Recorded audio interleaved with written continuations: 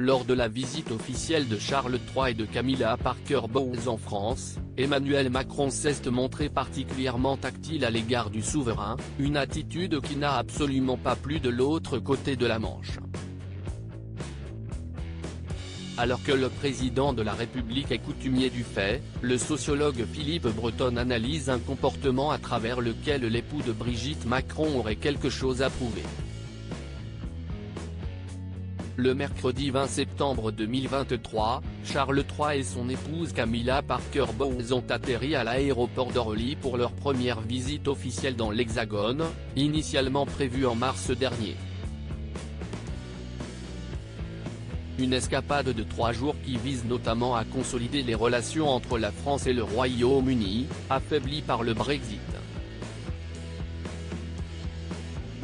À cette occasion, le programme semble très chargé pour le couple royal reçu en grande pompe par le couple présidentiel. Depuis son arrivée sur le sol français, le monarque couronné en mai dernier se laisse porter, visiblement détendu en compagnie d'Emmanuel Macron qui envoie rapidement valser le protocole. Dès l'arrivée du roi, le président de la République lui touche le bras, la main, le dos. Au fil des événements, les gestes chaleureux se répètent et ébranlent particulièrement les amoureux de la tradition, tant il est défendu de toucher les membres de la monarchie britannique.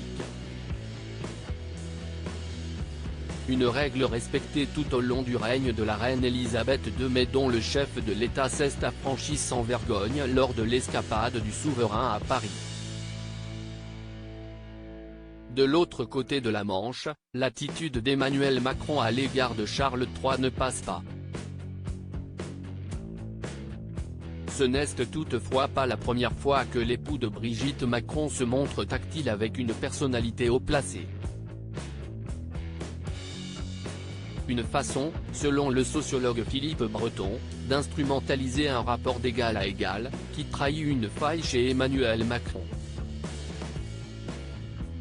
Des incartades rassurantes dans les colonnes de Ouest France, le professeur à l'université de Strasbourg analyse avant tout cette proximité physique comme une technique de communication. On peut toucher quelqu'un sans vouloir manipuler, mais ça fait partie des nombreuses techniques enseignées pour avoir la confiance d'un auditoire. C'est une instrumentalisation du toucher de la relation affective naturelle. Selon l'universitaire, avec ses multiples incartades, le politicien français qui s'est récemment montré très familier avec le pape François indique « Je suis l'égal des grands du monde ». Il a quelque chose à prouver. Il n'est pas certain d'être à sa place de président. Il faut qu'il se rassure. Donc il surjoue. Ça renvoie à une faille, souligne Philippe Breton. Une bonne explication mais certainement pas une bonne excuse pour les Britanniques mécontents.